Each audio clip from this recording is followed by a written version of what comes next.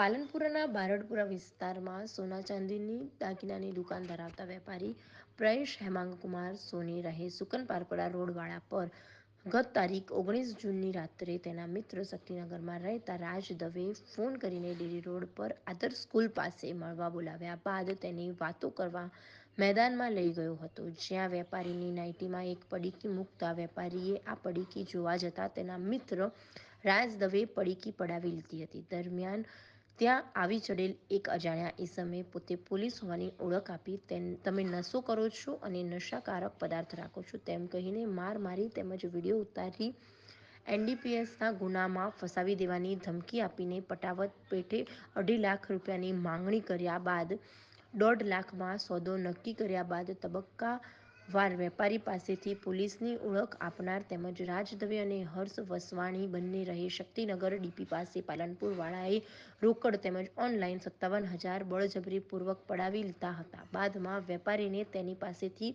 પૈસા પડાવવા તેના મિત્રએ કાવતરું રચ્યું હોવાનું માલુમ પડતા તેમજ તેનો વિડીયો વાયરલ કરવાની ધમકી આપતા આર્યન નાઈ ભાવેશ ઠાકોર તેમજ પોલીસ તરીકે ઓળખ આપનાર આકાશ ઉર્ફે અક્ષય ચૌધરી તમામ રહે પાલનપુરવાળા વિરુદ્ધ પૂર્વ પોલીસ મથકે ફરિયાદ નોંધાવતા પોલીસે પાર્થ ઉર્ફે રાજ દવે અને આર્યન નાઈની અટકાયત કરી છે, જ્યારે હર્ષ વસવાણી, આકાશ ઉર્ફે અક્ષય ચૌધરી અને ભાવેશ ઠાકોરને ઝડપી લેવાની તજવીજ હાથ ધરી છે.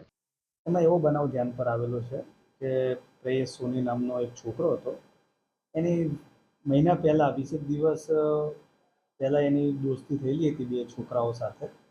એટલે 3-4 દિવસ મોબાઈલ પર વાતચીત કરી, પછી એક રાત્રે એને ફોન કરી અને ડેરી રોડ પર એક અવાવરું જગ્યાએ બોલાવ્યો એને વિશ્વાસમાં લઈને, અને પછી ત્યાં બોલાવી અને એના ગજવામાં કંઈક મૂકી દીધું હશે, કોઈક પડીકી જેવું, અને પછી એ પડીકી કાઢી અને એને કીધું કે તારા ગજવામાં નાર્કોટિક્સ મળી આવ્યું છે. અને એવામાં એક ખોટા પોલીસનું નામ ધારણ કરી અને પોલીસવાળો બની અને એક આરોપી આવ્યો અને એને વિડીયો ઉતારી લીધો.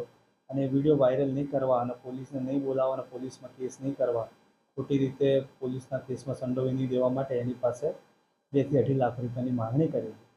અને પછી એ પૈસા જે ફરિયાદી છે પ્રેયેશ સોની, એ નાનો માણસ હોય તો એને પૈસા એની પાસે નહીં બનતા, એને 50,000 રૂપિયા જેવું બન્યું.